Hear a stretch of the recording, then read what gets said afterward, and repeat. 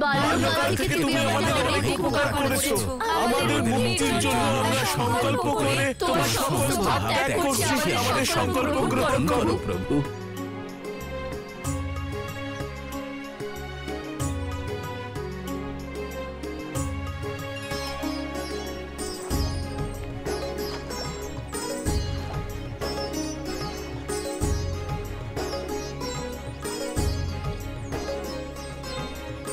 হে বৃন্দাবনবাসীরা, এখন আপনারা সবাই প্রভুর ভালোবাসার ঋণ থেকে মুক্ত হয়েছেন। এখন আপনারা যে কোনো সিদ্ধান্ত নিতে স্বতন্ত্র। দেবর্ষি, আমরা আমাদের সিদ্ধান্ত আগেই নিয়েছি। যেভাবেই হোক আমরা প্রভুকে লাভ করতে চাই, তাই আমাদের অনুমতি দিন।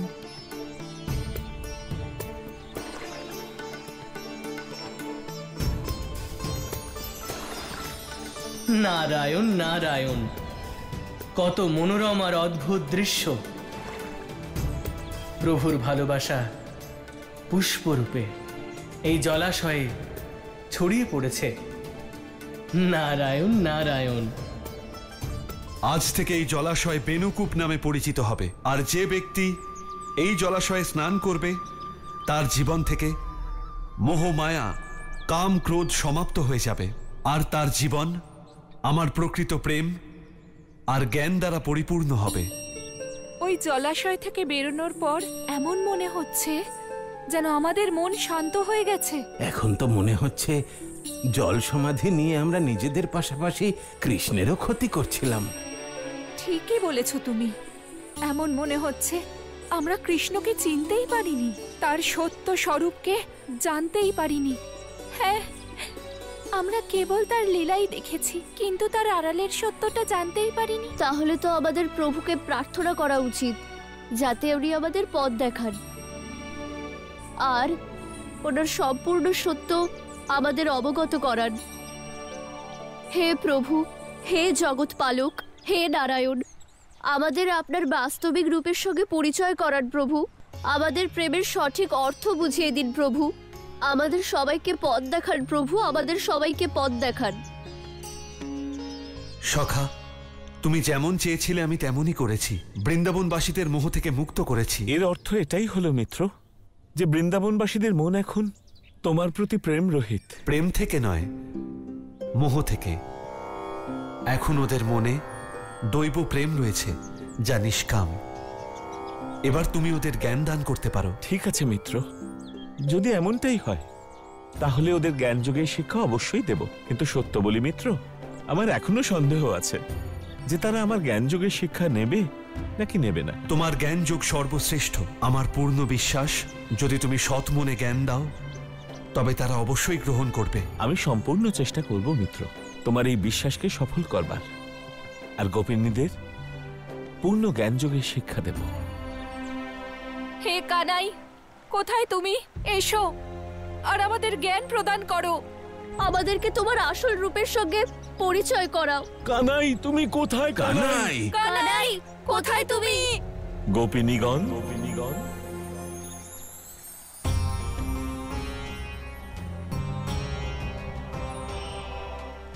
কৃষ্ণ, তুমি এসেছো। কৃষ্ণ, তুমি আমাদের ডাক শুনেছো? কৃষ্ণ, আমাদের কানাই এসে গেছে, আমাদের গোবিন্দ এসে গেছে। গোপিনীগণ, তোমাদের ভ্রম হচ্ছে।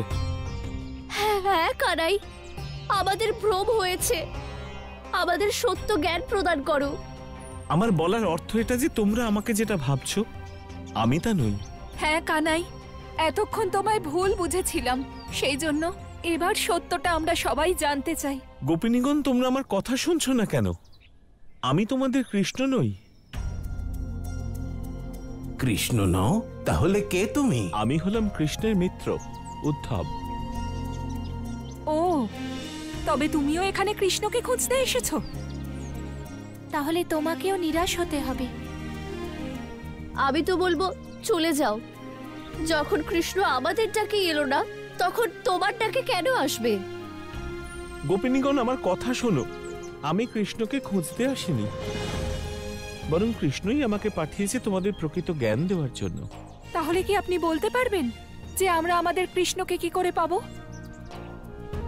যদি আপনাকে কৃষ্ণই পাঠিয়ে থাকে তাহলে আপনি কি আমাদের তার কাছে নিয়ে যাবেন? ক্ষমা করো তোমরা, তোমাদের কৃষ্ণের কাছে নিয়ে যেতে পারবো না, কিন্তু কৃষ্ণের কাছে পৌঁছানোর জন্য সঠিক পথ নিশ্চয়ই দেখাতে পারবো।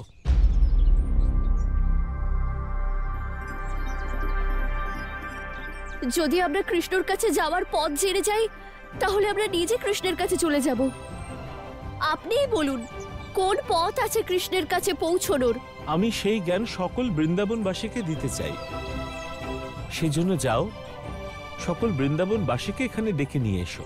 হ্যাঁ হ্যাঁ, আমরা এক্ষুনি গিয়ে সবাইকে ডেকে আনছি। চলো চলো, সবাইকে ডেকে আনি, চলো চলো। কানাই যতদিন এখানে ছিলেন ততদিন সবকিছু ভালো ছিল। উনি যাওয়ার পর মনে হচ্ছে যেন শরীর থেকে প্রাণ বেরিয়ে গেছে, সবকিছু থেকেও যেন কিচ্ছু নেই। শোনো বৃন্দাবনবাসীরা, শোনো বৃন্দাবনবাসীরা, কৃষ্ণের সঙ্গে সাক্ষাতের পথ পাওয়া গেছে, তার সত্য স্বরূপকে জানবার পথ পাওয়া গেছে। হ্যাঁ, এ তুমি কি বলছো? কৃষ্ণকে পাওয়ার পথ পাওয়া গেছে? স্বয়ং কৃষ্ণ এসেছেন? না, কৃষ্ণ আসেনি, কিন্তু আমাদের পথ দেখানোর জন্য তার মিত্র উদ্ধব মশাইকে পাঠিয়েছে। তিনি কোথায়? গ্রামের বাইরে অপেক্ষা করছেন, যাতে সবাইকে একসঙ্গে কৃষ্ণের সত্য স্বরূপের কথা বলতে পারেন। কিছু না থাকার থেকে তো এটা ভালো। কানাই নেই কিন্তু তার সখা এসেছে। উনি আমাদের কানাইয়ের কাছে যাওয়ার কোনো না কোনো উপায় বলবেন। আমাদের ওনার কথা অবশ্যই শোনা উচিত। চলো চলো, আমরা সবাই ওনার কাছে যাই। চলো। হ্যাঁ, আসুন, হ্যাঁ, চলো, হ্যাঁ, চলো, আসুন।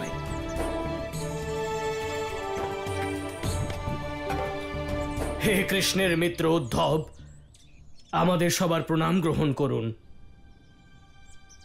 সকলের কল্যাণ হোক।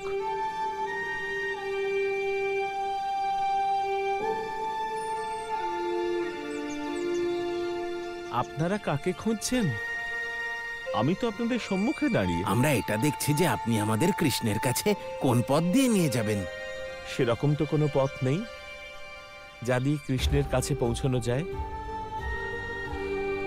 কিন্তু এক্ষুনি তো আপনি বললেন আপনি কৃষ্ণের মিত্র, আর আপনি এখানে কৃষ্ণর কাছে পৌঁছানোর পথ বলতে এসেছেন। আমার কথার অর্থ ছিল যে আমি আপনাদের সেই জ্ঞান দেব যাতে সকলে কৃষ্ণের সত্য স্বরূপকে জানতে পারে, তাকে মনুষ্য রূপে নয় ঈশ্বরীয় রূপে যেন পান। কিন্তু কৃষ্ণই তো ঈশ্বরের রূপ, তার কাছে পৌঁছে গেলে কোনো চেষ্টা ছাড়াই তার ঈশ্বরীয় রূপকে প্রাপ্ত করব। সেই জন্য আমাদের আপনার জ্ঞানের কি প্রয়োজন? শান্ত হন, আমার কথা শুনুন। আমরা তো কোনো রাজ্য চালাবো না যে আমাদের জ্ঞানের প্রয়োজন, আমরা শুধু কৃষ্ণকে চাই। আমি এখানে কৃষ্ণের আদেশেই এসেছি, আর কৃষ্ণই আমাকে এখানে সকলকে তত্ত্বজ্ঞান জানানোর জন্য পাঠিয়েছে। কিন্তু যদি কারোর এই জ্ঞানের প্রয়োজন নেই তাহলে ফিরে যাচ্ছি আমি। কিন্তু খেয়াল রাখবে, যদি আমি তত্ত্বজ্ঞান না জানিয়ে ফিরে যাই সেটা কৃষ্ণের ইচ্ছাকে অপমান করা, কৃষ্ণের অপমান হবে। এখন তোমরা সকলে বলো, তোমরা ঠিক কি চাও? যদি চাও যে ফিরে যাই তাহলে ফিরে যাচ্ছি। না, যদি কৃষ্ণ আপনাকে আদেশ দিয়ে থাকে, যদি এটাই তার ইচ্ছে হয় যে আপনি আমাদের জ্ঞান দেবেন, তাহলে তার ইচ্ছের মর্যাদা রাখতেই হবে। হ্যাঁ উদ্ধব মশাই, শুধু কৃষ্ণের জন্য আমরা আপনার জ্ঞান শুনব, কিন্তু শেষ সিদ্ধান্ত আমাদের হবে যে আপনার জ্ঞান আমরা গ্রহণ করব কি না। ঠিক আছে, সিদ্ধান্ত তোমাদেরই নিতে হবে, কিন্তু বিরহ বেদনাকে জ্ঞান দিয়েই সরিয়ে রাখা যায়। শুধুমাত্র আমার জ্ঞানযোগকে স্বীকার করলেই তোমাদের পীড়া কম হতে পারে। সেই জন্য অন্তর থেকে তোমাদের আমার এই জ্ঞানযোগকে স্বীকার করতেই হবে। উদ্ধব, আমাদের তো একটাই মন ছিল, আর সেটাও কৃষ্ণের সঙ্গে চলে গেছে। তাহলে আমরা কিভাবে জ্ঞানযোগকে স্বীকার করব? আপনি কিন্তু কৃষ্ণের সত্য স্বরূপকে অবগত করা। ঠিক আছে, আমি তোমাদের সকলকে কৃষ্ণের বিষয়ে সবকিছু বলবো। সেই জন্য এখন আমি যা বলতে যাচ্ছি তা মন দিয়ে শোনো। যে কৃষ্ণকে তোমরা চেনো তা তার বিশাল ব্যক্তিত্বের একটা ক্ষুদ্র অংশ মাত্র। বাস্তবে শুধুমাত্র কৃষ্ণ একজন অবতার নন, তিনি রূপ প্রণেতা, তিনি সৃষ্টির পালনকর্তা। তিনি ইচ্ছা করলেই যে কোনো রাজার ঘরে জন্ম নিতে পারতেন, কিন্তু উনি কারাগৃহে জন্ম নেন। আর এক সাধারণ গোয়ালার কাছে প্রতিপালিত হন। তোমাদের সকলের মধ্যে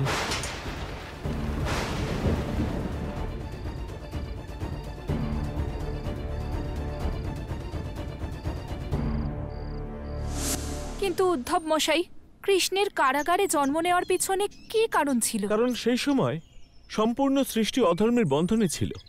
কেউই স্বাধীনভাবে কখনো ভক্তি করতে পারত না। সেই জন্য ভক্তদের সেই কষ্টকে বোঝার জন্য, তাদের দুঃখকে ঠিকভাবে জানার জন্য উনি কারাগারে জন্ম নেন। কিন্তু বাল্যকাল থেকেই উনি সংসারকে একটা নতুন শিক্ষা দেন যে শুধুমাত্র অত্যাচার করাই নয়, বরং অত্যাচার সহ্য করাটাও অধর্ম। আর সেই জন্য বাল্যকাল থেকে যত অত্যাচারী অসুর গোকুলে এসেছে, কৃষ্ণ তাদের সকলকেই সংহার করেছেন। সে অগাসুরী হোক বা বকাসুর, সে পুতনা বা কালীয় নাগ হোক। আর শুধুমাত্র অত্যাচারী অসুরদের বিরুদ্ধেই নয়, কৃষ্ণ দেবতাদের অহংকারের বিরুদ্ধেও মানুষদের লড়াই করে জিততে শিখিয়েছেন। আর যখন কুপিত হয়ে ইন্দ্রদেব ঘোর বর্ষণ শুরু করেছিলেন, তখন ছোট্ট কানাই বৃন্দাবনবাসীদের সুরক্ষার জন্য গোবর্ধন পর্বতকে নিজের আঙুলের উপর ধারণ করেছিলেন।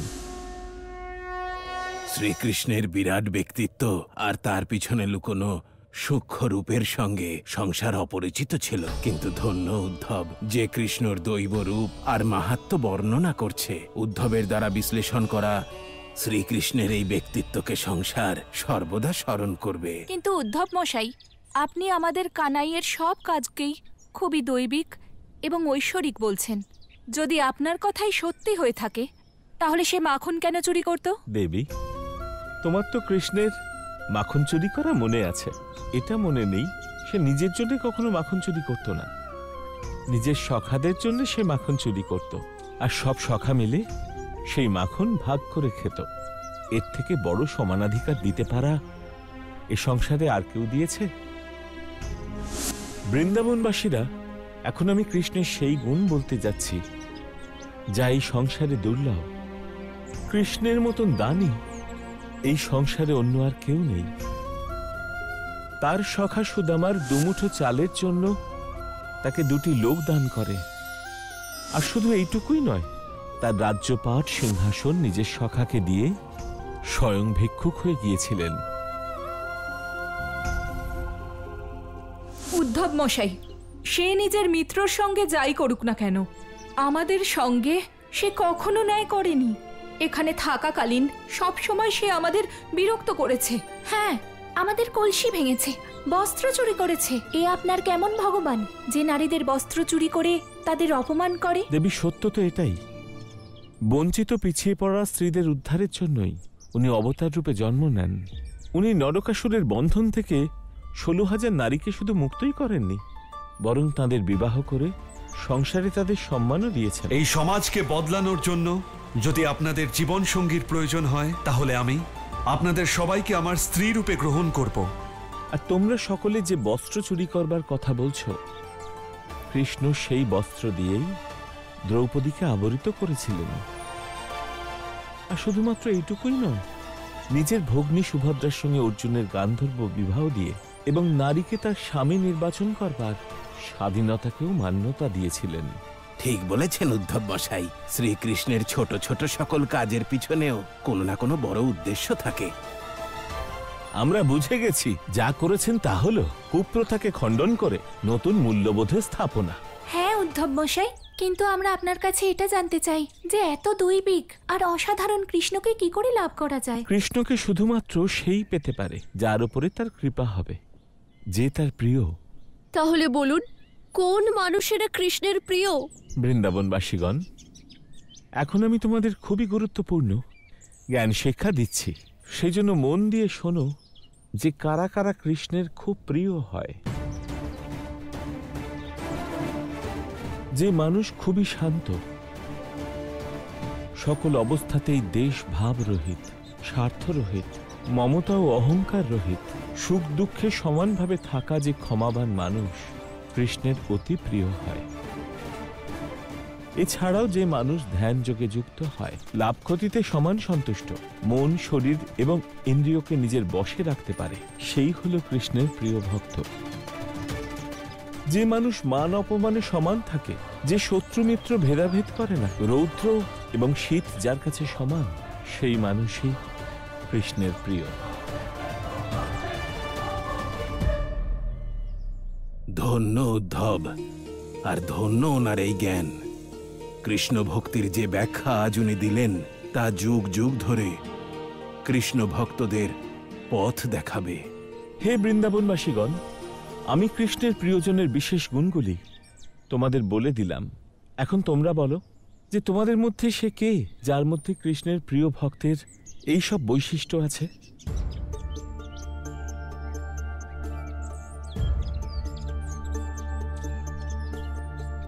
তোমাদের মৌনতা বলছে যে কৃষ্ণকে পাওয়ার জন্য যে গুণ থাকা উচিত এখনো তা তোমাদের মধ্যে নেই।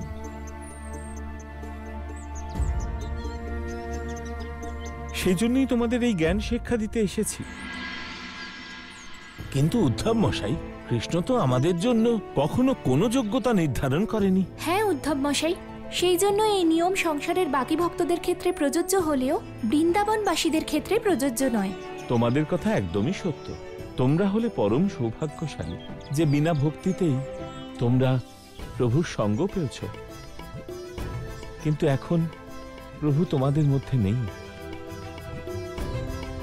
সেই জন্য তোমাদেরও এই নিয়মগুলো পালন করতে হবে, যার মাধ্যমে তোমরা প্রভুর কাছে যেতে পারো। আমার তো মনে হয় আপনি কৃষ্ণকে চেনেন না, কারণ কৃষ্ণ তো আচার বিচার নিয়মে নয়, বরং ভালোবাসায় বিশ্বাস করে। আমার মনে হয় ও কৃষ্ণের সখাই নয়। ও নিশ্চয়ই কোনো বহুরূপী যে কৃষ্ণের থেকে আমাদের দূর করতে এসেছে। সত্য বলেছেন কাকা আপনি। উনি বড় বড় কথা বলে আমাদের সাথে ছলনা করছেন। আমি তোমাদের সঙ্গে কোনো ছলনা করছি না। আমি তোমাদের সেই সত্য বলছি যা তোমরা জানো না। কৃষ্ণকে আমরা জন্ম থেকে দেখছি, যদি তাকেই আমরা না জেনে থাকি তাহলে কে জানবে? আমার মতে এই ছদ্মবেশীকে শাস্তি দেওয়া উচিত, যাতে ও কখনো কোনো কৃষ্ণ ভক্তের সঙ্গে ছলনা না করে। না না, এসব তোমরা কি বলছো? আমার জ্ঞান শিক্ষা নিতে না চাইলে নিও না, কিন্তু শাস্তি কিসের জন্য? তুমি আমাদের এত সময় নষ্ট করেছো তার জন্য। হ্যাঁ হ্যাঁ, শাস্তি পাওয়াই উচিত। এরকম কৃষ্ণ ভক্ত আমি কোথাও দেখিনি। এখন এখান থেকে পালানোতেই আমার মঙ্গল।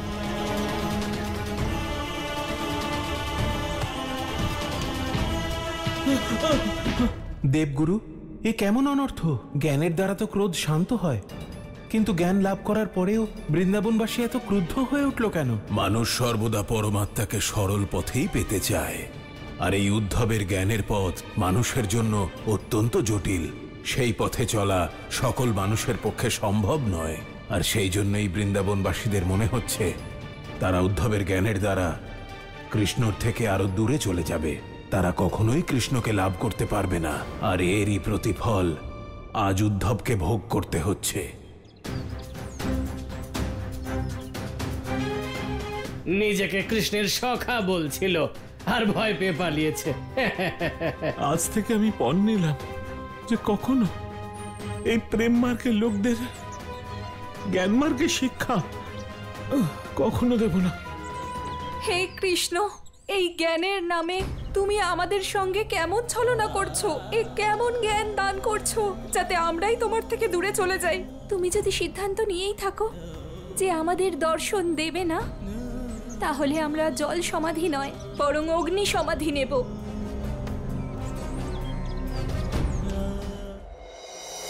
মিত্র কৃষ্ণ, দেখো। সখায় কি হয়েছে তোমার? আমি তোমায় বলেছিলাম এই ধরনের মানুষরা জ্ঞানের কথা শুনবে না। দেখো তোমার প্রিয় বৃন্দাবনবাসীরা আমার কি অবস্থা করেছে। বৃন্দাবনবাসী সর্বদা জ্ঞানীকে সম্মান করে, কিন্তু তুমি এমন কি জ্ঞান দিয়েছো যে ওরা এরকম করেছে? এটা জিজ্ঞেস করো যে কোন জ্ঞান দিইনি। তোমার তত্ত্ব জ্ঞান, ভক্তি জ্ঞান আর যোগ জ্ঞানের কথা আমার থেকে বেশি কে জানে? কিন্তু তোমার ভক্তরা কোনোভাবেই আমার কোনো কথা শোনেনি।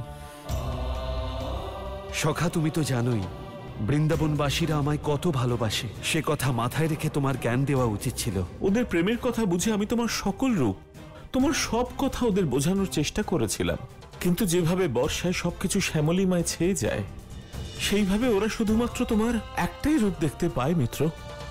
সখা, আমাকে বলো, ওরা কি মত বদলেছে? জলসমাধির সিদ্ধান্ত বদলেছে? হ্যাঁ, বদলেছে। এখন ওরা জল সমাধির ভাবনা ত্যাগ করেছে মিত্র, কিন্তু তারা সকলে অগ্নি সমাধি নিতে চলেছে। এ কি বলছো সখা? এ তো আরো কঠিন সিদ্ধান্ত। আমাদের কিছু করতে হবে সখা। আমাদের নয় মিত্র, এখন তোমাকেই ওদের বাঁচাতে হবে, কারণ ওদের মন প্রেম পরিপূর্ণ। তার উপর আমার জ্ঞানের কোনো প্রভাবই পড়ছে না। সখা, ওদের আটকানোর তো কোনো উপায় আছে? ওনাদের বাঁচানোর জন্য শুধু একটি মাত্রই পথ আছে। তোমাকে স্বয়ং বৃন্দাবনে যেতে হবে মিত্র। হে কৃষ্ণ, আমরা তোমায় সব রকম ভাবে ডেকেছি, সব রকম ভাবে তোমার ভক্তি করেছি, কিন্তু এখন মনে হচ্ছে আমরা এর যোগ্যই নই যে তোমার দর্শন লাভ করব। আর তোমার দর্শন ছাড়া এই জীবনের কোনো অর্থ নেই। সেই জন্য আমরা সবাই অগ্নি সমাধি দিতে যাচ্ছি।